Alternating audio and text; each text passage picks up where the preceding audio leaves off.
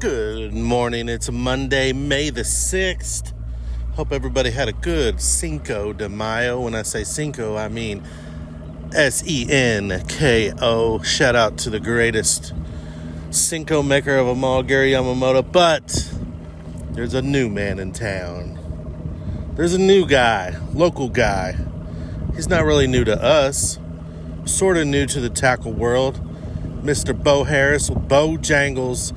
He makes all kinds of great plastics, and to tell you the truth, he so meticulously puts these concoctions together and these recipes of plastisol and garlic and all this other type of, anise oil. I don't know the ingredients. I can't get it right in my garage. I can't even get close. But he makes some of the best baits, and he takes a lot of advice from the local pros here at Lake of the Ozarks, and he's making some great baits.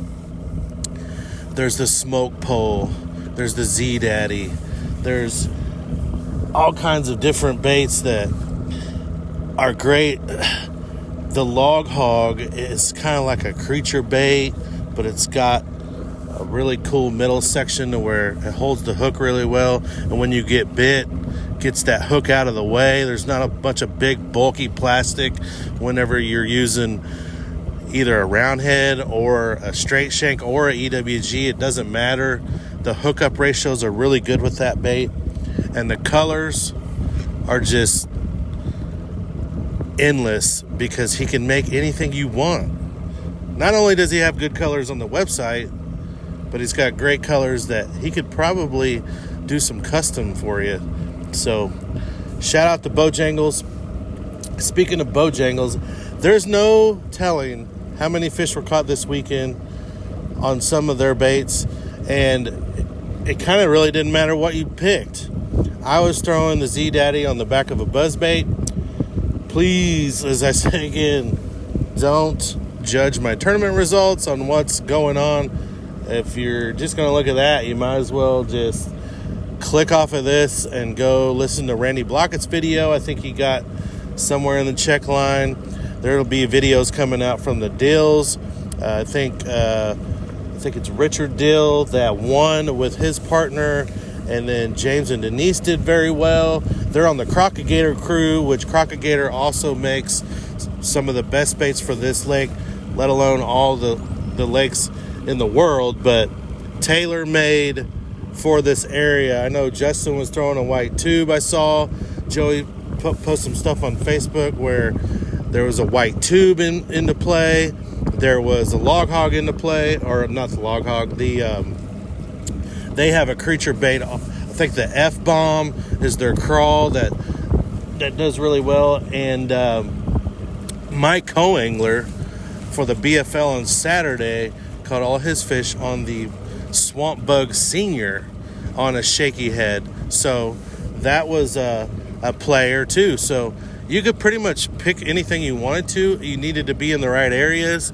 And there's so many things going on right now that you could go up into Clearwater and fish for fish that were spawns, post-spawn, or we stayed in the glaize. So the Wednesday before the tournament, I was not going to get in the BFL, and I went out and I just was playing around and started catching some really big fish on a Carolina rig. Well, once I kind of figured out where they were, I noticed the shad were starting to spawn here. So with the shad spawn going on, it's throws a lot of different variables into the situation. So with the shad spawning, I tried a swim jig first, never got bit on the swim jig.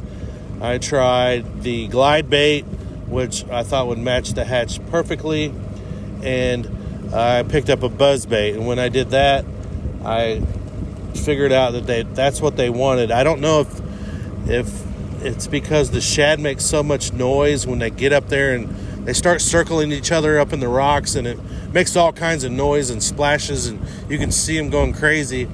And I think the Buzzbait makes enough noise that it really triggers the bite. So a crocagator buzzbait is probably the best bait of choice if you want to make a lot of noise with the buzzbait and get a good hookup ratio. On the I don't know if he has a website, but the Bushwhacker, I found them on TikTok, but the Bushwhacker is one that has a bell on the shaft of the buzzbait, and it makes a really good clacking noise. So that's a good one also. I've been alternating between the two. I'm out right now. As you hear my motor, we are checking the banks where the shad spawn was going on, and honestly, I'm not seeing it like I was on Sunday.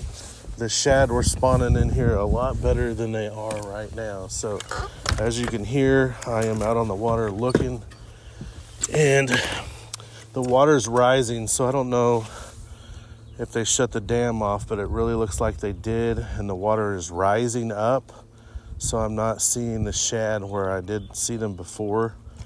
So every day is different.